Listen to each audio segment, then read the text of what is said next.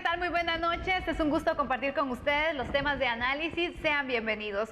Uno de los puntos que estaremos analizando es el tema del uso de la mascarilla. Se dejará como un tema de conciencia de cada uno de nosotros, así que esto será lo que estaremos analizando y por supuesto otros temas que tenemos para poder llevarle a cabo así con los temas desarrollados junto al licenciado Julio Rivera Clavería. ¿Cómo está? Bienvenido, buenas noches. Buenas noches, Andy. Buenas noches a todos los amigos en casa. Verdadero gusto estar con ustedes. Y en el acontecer internacional, ¿qué es lo que vamos a ver esta noche? Andrés, ¿cómo estás? Buenas noches. ¿Qué tal? Feliz noche, Sandy, licenciado Clavería, y mucha información internacional. Biden sigue estando en Israel, segundo día del viaje, y surgen bastantes noticias de este viaje, pero también vamos a hablar sobre las declaraciones del Papa Francisco sobre el abuso sexual y los casos de COVID-19 que siguen creciendo en el mundo. A continuación, nuestros titulares. Usar mascarilla no será obligatorio, así lo afirmó el presidente Alejandro Yamatei. Sin embargo, existirán algunas excepciones. Crece demanda de hisopados. Autoridades afirman que no se ha llegado al punto más alto de contagios en la quinta ola. De visita en Guatemala, analizamos el impacto que tiene la llegada del presidente de la Asamblea General de las Naciones Unidas. Señalado por lavado de dinero, Ministerio Público solicitó el retiro de antejuicio contra el esposo de Telma Aldana. Presupuesto abierto. Primer foro sobre la conformación del presupuesto del Estado 2023 se enfocó en la seguridad alimentaria. Sin más saldos de caja, subsidio al combustible estará vigente hasta el 4 de agosto. Finanzas aguarda decisión del Congreso.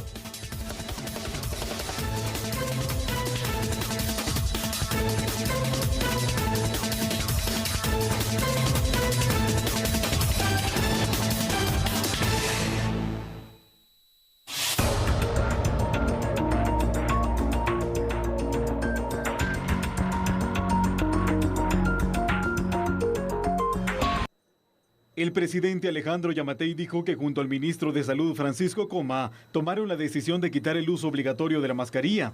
Dicha disposición quedará oficializada este viernes después de que se publique un nuevo acuerdo ministerial en el Diario Oficial. La decisión con el ministro el día de hoy, con el ministro Coma de Salud, la mascarilla la vamos a dejar de usar obligatoriamente.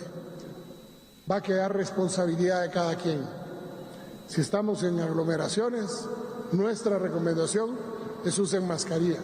Sin embargo, el mandatario dijo que en los lugares como hospitales y autobuses sí será obligatorio que los guatemaltecos usen la mascarilla.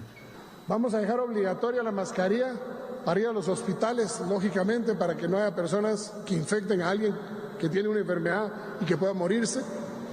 Vamos a prohibir que las personas que ingresen a las cárceles no lleven mascarillas para evitar, por ser un centro de mucha aglomeración de personas, tengamos brotes importantes ahí y vamos a obligar a las personas que andan en el servicio público, de transporte público, a que usen mascarillas porque lógicamente transporte urbano o extraurbano hay y va sobrecargado, eso lo sabemos todos. Pero de ahí en adelante, a partir de mañana que salga el acuerdo ministerial, va a ser responsabilidad de cada uno de los guatemaltecos, como lo es ahora la vacunación. Hace unos días se daba a conocer por parte del Ministerio de Salud, por el ministro específicamente, sobre un nuevo acuerdo que de hecho se publicó también sobre el uso obligatorio de la mascarilla. Anteriormente se había hecho modificaciones en las restricciones donde se dejaba como una recomendación y especialmente se daba esta libertad en espacios abiertos. Luego se da la quinta ola de contagios del COVID-19, se analiza la situación y nuevamente entonces se regresa al uso obligatorio de la mascarilla. Ahora se anuncia que esto será ya responsabilidad de cada uno de nosotros. ¿Qué piensa usted sobre este nuevo anuncio, licenciado Clavería? Sandy, yo estoy sumamente preocupado porque uno de los graves problemas que el país tiene en estos momentos es que el COVID se ha disparado de una manera desmedida. Si teniendo controles de alguna manera, porque se ha exigido el uso de la mascarilla, el lavarse las manos con agua, jabón y con gel, y guardar la distancia social, se han disparado el número de contagiados. Imagínese usted, hoy que efectivamente las medidas pues quedan a discreción de la gente y que es responsabilidad de todos y cada uno de los guatemaltecos. Desde luego, estoy convencido y seguro que se van a saturar doble o triplemente los hospitales y que los gastos que ocasiona todo ese paquete que tiene que utilizarse para poder salir de la crisis que ocasiona el COVID va a ser sumas millonarias. Por lo tanto, yo creo que cuando se toma una medida, esa se debe de mantener, porque aquí está en juego la salud de los guatemaltecos. Yo estoy de acuerdo con esto, en que si se toma una medida se debe mantener, pero también creo que si van a existir los controles también que se haga. Pero el punto aquí es que desde hace tiempo que se dejó el uso obligatorio de la mascarilla, pero si no la usaba tampoco es que pasara nada. Lo máximo que iba a suceder es que en un establecimiento comercial no lo dejara ingresar, pero en la calle usted podría andar sin mascarilla. De hecho, muchas personas están sin mascarilla en las calles. Vamos a los distintos municipios, andan sin mascarillas. ¿Por qué? Porque nadie les puede imponer una multa, aunque sí pueden hacerlo, pero no hay quien se atreva a realizarlo. Solo en los primeros días que algunas personas fueron las que fueron detenidas y sancionadas también con una multa por no usar la mascarilla, pero después creo que las restricciones les valió a mucha gente. No sé el número de infectados en términos globales con esta quinta ola en el país, pero creo que asciende a más de 60,000. Sí, de hecho, diariamente la cifra más baja que hemos visto han sido 1,000 casos. Eso significa que si en esta quinta ola, tomando algunas medidas y obligando a la gente que use mascarilla, se lave las manos con agua, jabón y gel y guarde su distancia social, estamos con 60,000. Imagínese usted en un mes y medio o 2 meses, cuando a todo el mundo le vale madre utilizar la mascarilla, lavarse las manos con agua, jabón y sal y guardar la distancia social, el número de infectados que va a haber. El problema no es el número de infectados per se, los gastos que le ocasionan al sistema de salud, claro, porque es el sistema de salud el que tiene que soportar la carga de ese número de infectados. La gente no va a irse, no se va a curar por su cuenta. Así como la gente no usa la mascarilla, tampoco se cura por su cuenta. Va a hacerse las pruebas a los centros de salud, a los hospitales. Cuando se ponen graves, van a utilizar los hospitales y cuando tienen que ir a hacer uso de los hospitales, van. Por lo tanto, si tenemos medidas, ese número se va a reducir, aunque sea en una proporción mínima, pero se va a reducir, Sandy. Pero hoy yo no creo que se vaya a reducir. Creo que se va a duplicar el número y bueno, la verdad es que yo insisto, la mascarilla es necesaria en un país en donde la gente no cumple con las normas básicas mínimas de salud y de higiene. Pero qué duro también, licenciado Clavería, que nos tengan que cargar arriándonos, ¿no? Use la mascarilla, hacer obligatorio, tomar sanciones. Y qué difícil que tampoco cada quien asuma su responsabilidad, porque ahora dicen, bueno, ya no es obligatorio el uso de la mascarilla, pero si usted lo quiere seguir utilizando, si usted se quiere seguir cuidando, así como también es una opción y una recomendación lavarse las manos constantemente, el distanciamiento social también, evitar aglomeraciones, son algunas recomendaciones del uso de la mascarilla también. Entonces, si usted no se quiere contagiar, si usted quiere ser responsable, sígalas. Nadie le está diciendo, está prohibido usar mascarilla. No es esa la instrucción.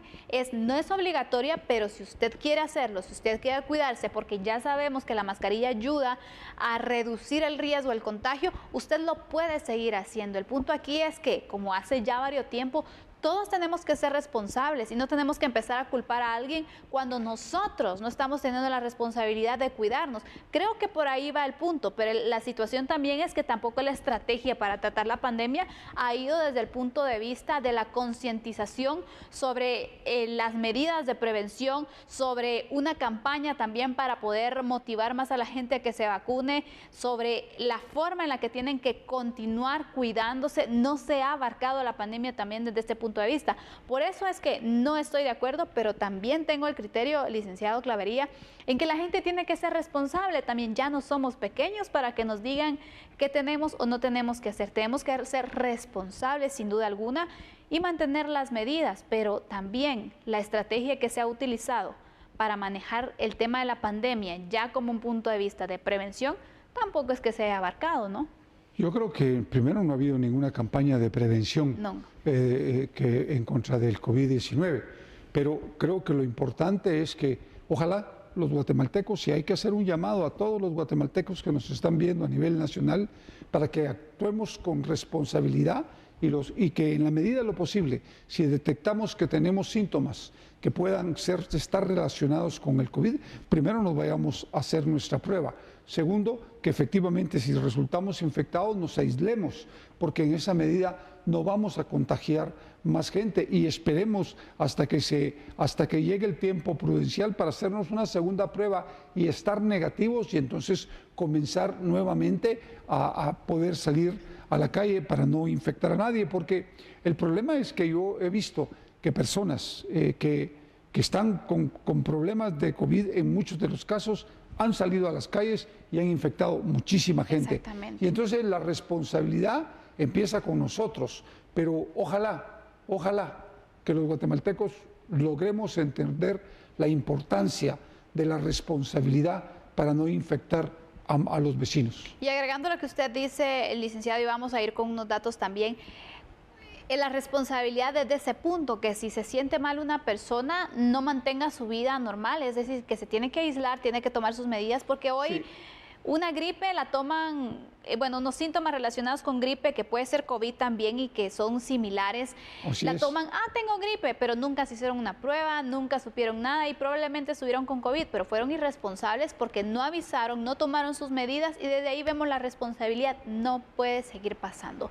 Vamos con unos datos para que usted también tome en consideración cómo se está manejando, cómo está registrándose esta quinta ola de aumento en los casos positivos del COVID-19, porque los casos de COVID siguen aumentando con una positividad que consiste y supera también el 30%, imagínense. La semana pasada, el 7 de julio específicamente, por mostrar una fecha, se rompió la barrera de los 6,000 casos. Y menos de una semana después, el 12 de julio, se registraron más de 7,000 casos, la cifra más alta de casos de COVID-19 registrados en un día desde que inició la pandemia. Durante los primeros 3 días de esta semana se han superado el 30% de la positividad, porcentaje también visto la semana pasada, donde hemos visto el aumento de los casos. Pero vamos con otros datos también, porque según los últimos datos disponibles, el Ministerio de Salud estima que existen 70,000 casos activos, 70,000 casos activos de COVID-19. A principios de semana se registraban 55,000 casos activos, a finales de junio 30,000 casos activos y a mediados del mes pasado apenas se registraban 10,000 casos activos. En total se han contabilizado más de 970,000 casos de coronavirus y se han registrado más de 18,700 fallecidos a causa de esta enfermedad. Terrible la situación porque sí vemos el aumento de casos. En un inicio las autoridades indicaban que también se daba y se reflejaba porque hay más personas que acuden a los centros de detección del COVID-19 para realizarse los hisopados y que también esto podría dar entonces un indicio de que por ello es que existen mayores casos, porque hay más interés de las personas de conocer sus resultados y por eso podrían aumentar. Bueno, si me dicen esto, yo diría, entonces antes no les importaba saber y asistir a estos lugares y por eso se presentaban cifras bajas, también es otro punto, ¿no? Que ahora por lo menos ya existe más interés de decir, bueno, tengo un síntoma, mejor me voy a hacer la prueba para ver si es COVID o si es otra enfermedad, porque hay enfermedades respiratorias también que nos pueden engañar y que puede ser COVID y nosotros pensamos que es una gripe, por ejemplo. No, lo que sucede, usted tiene razón, el problema es que efectivamente primero, hay una contaminación generalizada en el país. Eso es una realidad. Eso no se puede negar. Si hay 7,000, 6,000 infectados en un día, o imagínese usted, hoy que quedan abiertas las puertas para conciertos masivos, para reuniones masivas, para absolutamente sin ningún control.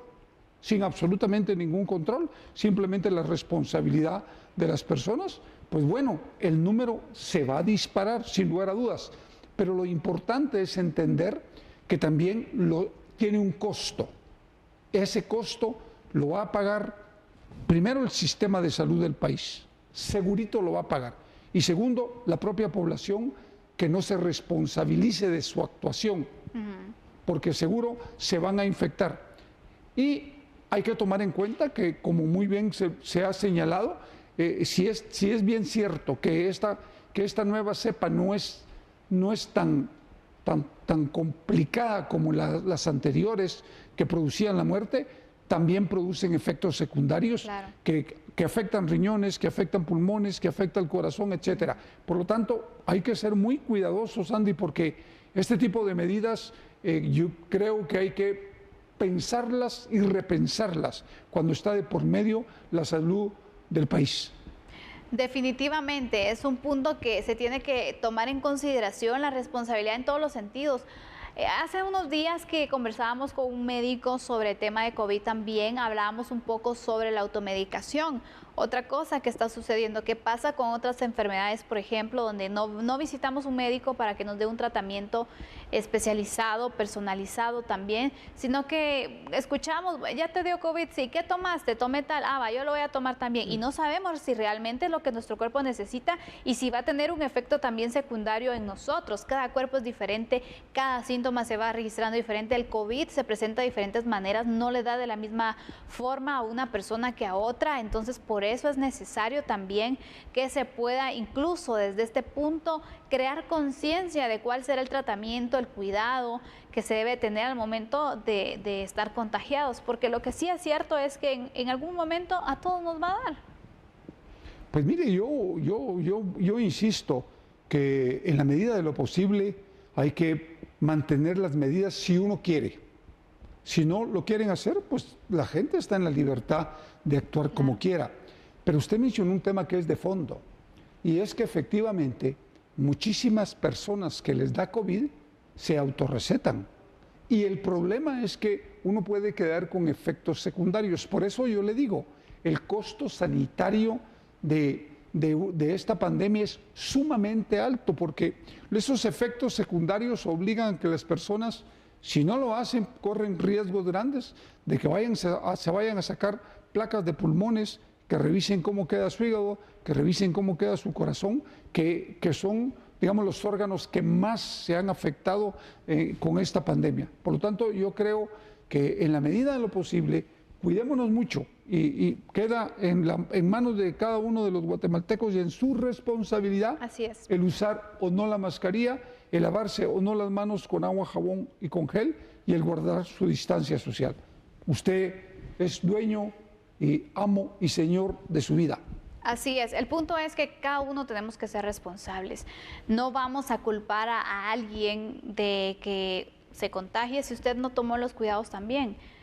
Otra cosa que se sigue dando es de que, bueno, buscamos quién nos pudo contagiar, quién es el culpable, y realmente es el punto de cuidarnos, ¿no? No tenemos que echarle la culpa a alguien más, repito. ¿Por qué? Porque cada uno somos conscientes, cada uno podemos tomar nuestras propias medidas, y recuerden, el uso de la mascarilla no nos está diciendo que es prohibido, que será sancionado usted si la usa, no. El punto es que ya no existe esa exigencia de poderla utilizar, pero queda en usted si lo quiere hacer, si se siente seguro utilizándola, si quiere mantener las medidas también para cuidarse y evitar entonces el contagio o reducir las probabilidades de contagiarse. Cerramos este tema, vamos a regresar con otra temática también relevante, y es sobre una visita que nuestro país tiene de un importante funcionario a nivel internacional. Cuando regresemos le damos mayores detalles.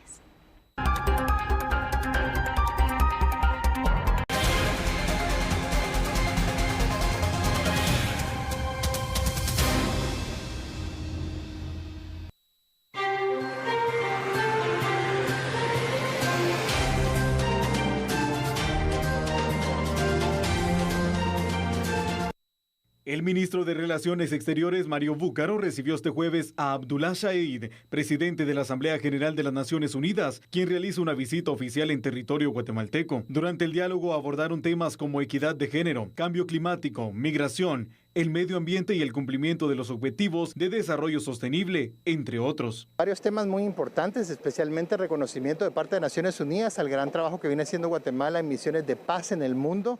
El compromiso también del presidente Alejandro Yamatei ha sido reconocido por parte de Naciones Unidas para impulsar la democracia. Temas importantes como el cambio climático, fondos de compensación del cambio climático, estamos viendo los efectos. El presidente nos ha instruido a llevar esa voz al mundo y estamos trabajando en eso. se tiene también programados temas acerca del cambio climático y temas de la pandemia COVID-19. ¿Cómo se manejaron estos temas? Efectivamente, y bueno, como ustedes lo están viendo, el presidente de la Asamblea en su mandato ha instruido y ha proporcionado todos los efectos a las agencias de Naciones Unidas para lograr que todo el mundo pueda vacunarse. Y por eso él estaba muy contento de ver los efectos del programa de vacunación que está permanente aquí desde el 20 de agosto en el Palacio. Abdullah Shahid también realizó una visita de cortesía al Congreso de la República, en donde hubo un intercambio de visión internacional del país y temas relacionados al desarrollo. Y esta es una de las visitas que tiene Guatemala y que es también importante porque sabemos también la relevancia que tiene la Asamblea de la ONU y por eso también los temas que se tratan entonces con este funcionario, con el representante, el presidente de la Asamblea. Licenciado Clavería, ¿cómo ve usted este tipo de acercamientos y de visitas también que se tienen en nuestro país por medio de uno de los máximos representantes de la Asamblea General de la ONU? Pues vea, yo pienso que son las visitas que normalmente se hacen a los países por parte de los presidentes de Asamblea de la Organización de Naciones Unidas para tratar temas en específico, Sandy. Aquí hay varios temas. Uno de ellos, las misiones de paz del ejército, que ahora también quieren que se den misiones de paz por parte de la policía. Segundo, el cambio climático. Tercero, el tema del COVID-19. Cuarto, el tema de la problemática social que está directamente relacionada con los niveles de pobreza en el país.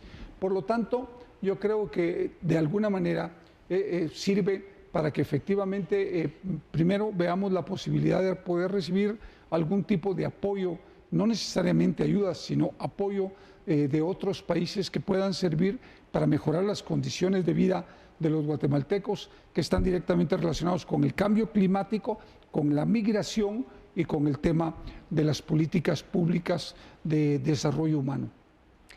Así es, por eso también es importante conocer estos temas en común y ver de qué forma también se tiene esa colaboración. Me llama la atención las misiones ahora incorporando a la policía, porque también el país pues, puede hacer un aporte en ese intercambio en los esfuerzos que se tienen también. Sabemos que se han tenido por medio del ejército, pues en varias ocasiones se han hecho estos intercambios y ahora que tomen en cuenta la policía, ¿qué piensa usted? Pero yo creo que es favorable por varias razones, pero una en especial. Va a obligar a la policía a un profesionalismo mucho mayor, porque efectivamente el hecho de que salgan policías en contingentes a trabajar a otros países tienen que ser sumamente seleccionados, tienen que hablar inglés, tienen que ser personal capacitado, tienen que ser personal altamente calificado en materia policial, expertos en diversas ramas, por ejemplo, explosivos, por ejemplo, investigaciones criminales, por ejemplo, prevención, represión del delito, etcétera. Y todo esto, al final, va a hacer que ese roce con otras policías de otros países permita que la policía vaya subiendo su nivel. Y van a obligar a una depuración, a forzar una depuración al interno de la policía para buscar los mejores elementos e ir desechando aquellos que están directamente relacionados con la criminalidad organizada o con la corrupción, por ejemplo. Así es. Vamos a ir con unos datos, ¿qué les parece? Para poder así orientar cierta información sobre esta visita que se tiene en el país. El presidente de la Asamblea General de la Organización de las Naciones Unidas, ONU, Abdullah Shahid, sostuvo una reunión con el canciller guatemalteco Mario Búcaro. Posteriormente se reunió virtualmente con el secretario general de Estados del Caribe. Tuvo una visita guiada por el interior del Palacio Nacional de la Cultura. Luego se trasladó al Palacio de Justicia para reunirse con la presidenta del organismo judicial, Silvia Patricia Valdés. Finalmente se reunió con el presidente de la República, Alejandro Yamatei. Este fue el recorrido que se tuvo entonces durante el primer día de visita. Otra información que tenemos para ustedes es que durante su visita a Guatemala, Shahid ha dado seguimiento a varios temas. Por ejemplo, la equidad de género también es uno de los temas que se han tratado, la crisis climática, migración y la reactivación económica después de la pandemia. También se ha centrado en fortalecer alianzas en favor de la paz, el medio ambiente y el cumplimiento también de los objetivos de desarrollo sostenible, que es otro de los puntos importantes para las Naciones Unidas. Me llama la atención el tema de la equidad de género, que sea uno de los temas también, así como la migración, que es otra de las preocupaciones que a nivel pues, internacional se ha tenido y que obviamente las Naciones Unidas se ha pronunciado también sobre el tema. Yo soy un partidario de la equidad de género. Creo que efectivamente la mujer debe jugar un papel preponderante en la sociedad guatemalteca, que de hecho ya lo juega, pero creo que hay que elevarlo exponencialmente para que las mujeres jueguen distintos papeles de acuerdo con sus capacidades y con sus calidades, desde luego. Pero sí creo que es muy importante, porque por ejemplo hay una diferencia generalmente salarial que no encaja, en el que el hombre gana más simplemente en algunos de los casos por ser hombre en relación con una mujer. Y me parece que no es justo, porque tanto la mujer como el hombre se ven obligados a invertir en su educación y en su preparación para poder optar a un puesto de trabajo. Pero desde luego yo creo que eso es un tema vital para el país. Y en el tema de migración también, Sandy, porque claro, efectivamente lo hemos platicado, de hecho lo estuvimos platicando el martes. Así es. El tema es que la migración no se va a contener si no se entiende que hay que generar oportunidades, puestos de trabajo, pero sobre todo atraer inversión extranjera, y eso implica pacificar el país, solucionar los conflictos sociales que tenemos y terminar con esta confrontación que no conduce a nada a ningún país. Definitivamente, estos son algunos de los aspectos y temas que se estuvieron abordando entonces en la visita. Es importante también ese acercamiento que se pueda tener con los tres poderes del Estado, el Ejecutivo, por ejemplo. Acá estuvo ya la visita con el presidente de la República, con el canciller, que obviamente por temas de diplomacia también se tiene que realizar. La reunión y la visita con la presidenta del organismo judicial también, porque es importante este otro organismo. Y en el Congreso, que hay temas también que tratar, ¿no?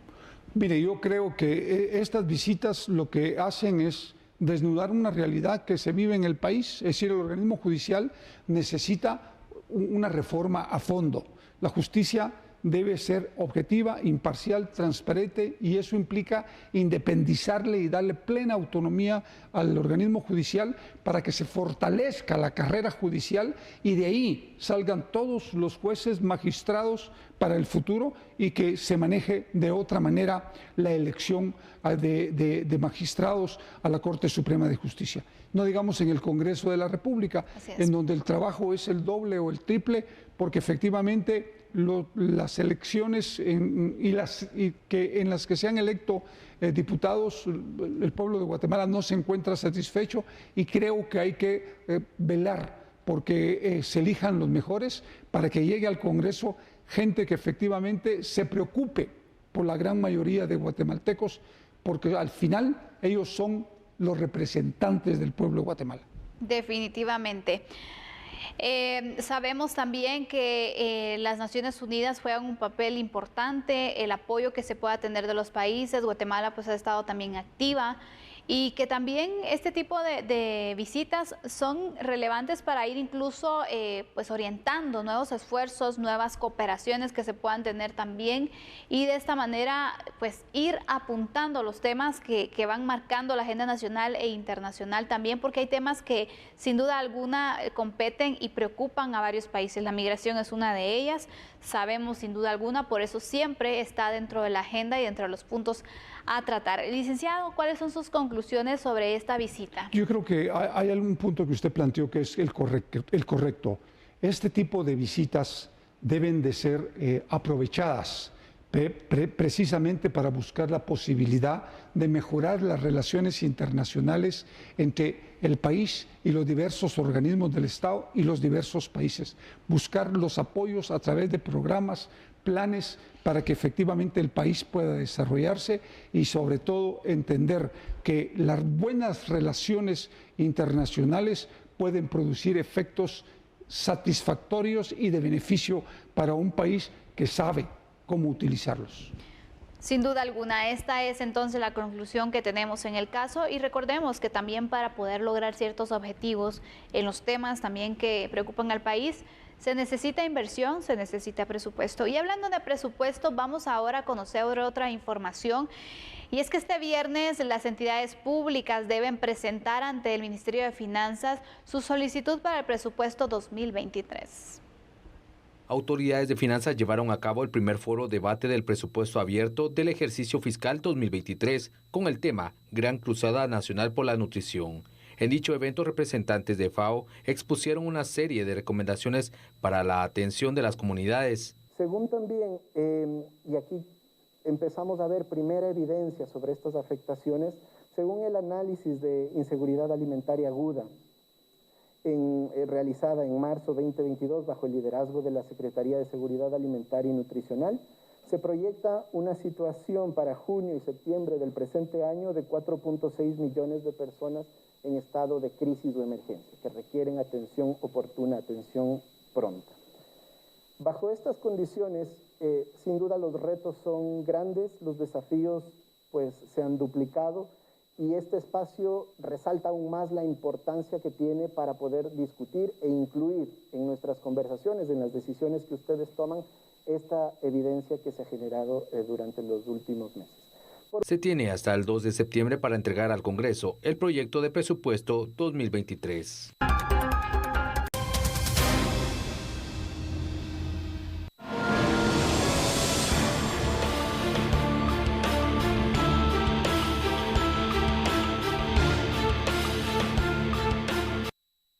El Ministerio Público presentó una solicitud de retiro de antejuicio en contra del magistrado de la Sala Segunda de Trabajo y Previsión Social del Departamento de Guatemala, Joaquín Romeo López Gutiérrez, esposo de la exfiscal general Telma Esperanza Aldana. Según el Ministerio Público, el magistrado tiene posible responsabilidad en la comisión de delitos de lavado de dinero u otros activos y enriquecimiento ilícito. La solicitud de retiro de antejuicio se presentó en virtud de que existen indicios que las personas denunciadas, posiblemente aprovechándose del cargo que ostentaban en las instituciones en donde laboraban, presuntamente captaron dinero proveniente de sobornos. En ese sentido, en la denuncia se aporta documentación que corresponde a estados y números de cuenta de diferentes instituciones bancarias nacionales e internacionales, entidades fuera de plaza, entre otras a nombre de las personas denunciadas. El Ministerio Público aseguró la detección de información de cuentas que fueron abiertas en 2016 en entidades en Nueva York e Islas Caimán, valoradas en más de 4 millones de quetzales, las cuales pertenecen al magistrado Joaquín Romero López Gutiérrez y a su esposa, la exfiscal general Telma Esperanza Aldana. Aunado a ello, existe información adjunta a la denuncia referente a cuentas que fueron abiertas en 2016 en entidades con sede en Nueva York e Islas Caimán, con balance de dinero equivalente a un aproximado de más de 4 millones de quetzales. Ambas consignan como firmantes de las cuentas a los señores Joaquín Romeo López Gutiérrez y Telma Esperanza Aldana Hernández. La Fiscalía de Asuntos Internos también desarrolla investigaciones con relación a la posible responsabilidad y comisión de actos ilícitos de altos exfuncionarios del Ministerio Público y del organismo judicial, mismos que se estarán presentando oportunamente. Muy bien, comencemos con este análisis, estos indicios que ha dado a conocer el Ministerio Público y que también adjuntan en la denuncia, como las cuentas bancarias en otros países que se han tenido, licenciado Clavería. La manera entonces en las que se hacían estos traslados desde el 2016, se tiene el registro y también a nombre de quiénes estaban las cuentas, que aquí encabeza pues el esposo de la ex fiscal general. Fíjese que una de las cosas que los guatemaltecos tenemos que entender es que las investigaciones que se producen en el Ministerio Público, independientemente de quién pueda ser el fiscal general o la fiscal general, normalmente las hacen gente que ya tiene la experiencia y que además ha tenido un buen acompañamiento de organizaciones y organismos internacionales, por ejemplo, en el tema del lavado de dinero. Se lo digo porque yo lo vi cuando estuve en el Consejo del Ministerio Público. Creo que lo importante de entender es que cuando hay un indicio o se determina que una cuenta pertenece a un exfuncionario o a un funcionario en funciones en el extranjero, que son cantidades altas, que no pueden relacionarse con el salario que devengan en el país, es porque se ha cometido algún ilícito. Por lo tanto, seguir la ruta del dinero no es nada complicado. Cualquiera que más o menos tiene alguna idea de cómo se maneja el tema de lavado de dinero o el tema del enriquecimiento ilícito, sabe que lo primero que hay que seguir es la ruta del dinero. Y hay 1000 formas para hacerlo hoy. Lo importante acá es que efectivamente el trabajo del Ministerio Público, primero, se haga con objetividad, con transparencia y que se presente la acusación respectiva al organismo judicial en su momento, porque lo que han solicitado ahorita es un antejuicio que en contra de un magistrado de una sala de trabajo. Por lo tanto, lo primero que van a nombrar es un juez pesquisidor para que él le haga toda la investigación y remita el expediente a la Corte Suprema de Justicia y esta decida si procede o no procede. Ese es el trámite que se debe realizar, lo que manda la ley también para poder llevarse a cabo. No solamente se puede tener a una persona, hay que seguir los pasos previos. En este caso, por la calidad y el puesto que ocupa entonces el esposo de la ex fiscal general del Ministerio Público, Telma Aldana. Vamos a ir con unos datos también que es importante poder anotar cierta información para que usted pueda realizar también su propio análisis, porque el Ministerio Público, recapitulando, solicitó el retiro de antejuicio en contra del magistrado de la Sala Segunda de Trabajo y Previsión Social del Departamento de Guatemala. Hablamos de Joaquín Romeo López Gutiérrez. Según la entidad, la acción ocurre en seguimiento a una denuncia relacionada a una investigación que se desarrolla por parte de la Fiscalía de Asuntos Internos por posibles actos ilícitos. Según el MP, podría existir responsabilidad de la comisión de delitos de lavado de dinero u otros activos y también de enriquecimiento ilícito. Son 2 delitos entonces los que se señalan acá. Y de esta manera también tenemos otra información con base a la denuncia presentada este día, donde el Ministerio Público afirma que la denuncia aportó documentación que corresponde a estados y números de cuenta de diferentes instituciones bancarias nacionales e internacionales, entidades fuera de Plaza Offshore, por ejemplo, entre otras, a nombre de personas denunciadas también. El ente investigador afirma que existe información sobre cuentas abiertas en 2016 en Nueva York e Islas Caimán, que en conjunto suman entonces 4 millones de quetzales, esos ingresos que se tienen en estas cuentas registradas en Nueva York y también en Islas Caimán. Aquí lo preocupante del tema también, licenciado Clavería, es que sabemos que la exfiscal Telma Aldana ha estado siendo acusada, de hecho hay denuncias presentadas también en su contra por la situación del edificio. Recordemos, ese edificio que se compró para el Ministerio Público, del cual no se ha podido esclarecer qué sucedió, porque aquí hay que tomar algo en cuenta, y es que en cada caso se debe desarrollar bajo un debido proceso, pero el punto aquí es que no se puede cumplir con ese debido proceso, ni siquiera se puede iniciar un juicio para determinar si esta persona es culpable o es inocente, porque no está, y no se puede desarrollar un juicio si falta esa persona y si entonces también puede defenderse. Este es el punto, pero pareciera que no existe el interés por parte de la exfiscal de poder defenderse ante los tribunales como parte de un debido proceso, porque no aparece. Pues yo creo que una de las cosas que tenemos que tener clara es que efectivamente para que pueda iniciarse, defenderse una persona sindicada tiene que apersonarse al proceso. Por lo tanto, en este caso no es así, pero el Ministerio Público sí puede hacer la investigación criminal y presentar la acusación respectiva. Porque acuérdense que estos casos prescriben en 20 años, porque efectivamente son exfuncionarios y por lo tanto creo que es lo más importante acá, es que efectivamente el Ministerio Público presente prueba técnica y científica de estos casos en concreto. 1, el caso del edificio; 2, el caso del Odebrecht; 3, el caso de lavado y enriquecimiento ilícito, porque como le vuelvo a repetir, la ruta del dinero no es difícil seguirla. Simplemente es un trabajo de tiempo, es un trabajo de mucho tiempo y de cooperación internacional con otros organismos internacionales de justicia y con otras policías para poder llegar a conclusiones objetivas, verdaderamente objetivas, si una persona maneja cuentas en el extranjero o no. Muy bien, se presenta entonces esta nueva denuncia que ahora va en contra del esposo del exfiscal general del Ministerio Público, Telma Aldana. Veremos entonces qué sucede, si existen indicios suficientes para que sean considerados y se pueda hacer el retiro de la inmunidad del antejuicio para que pueda iniciar con el proceso judicial bajo un debido proceso, o qué puede suceder. Obviamente aquí en TN23 le daremos seguimiento. Mientras tanto, vamos a continuar con otra información.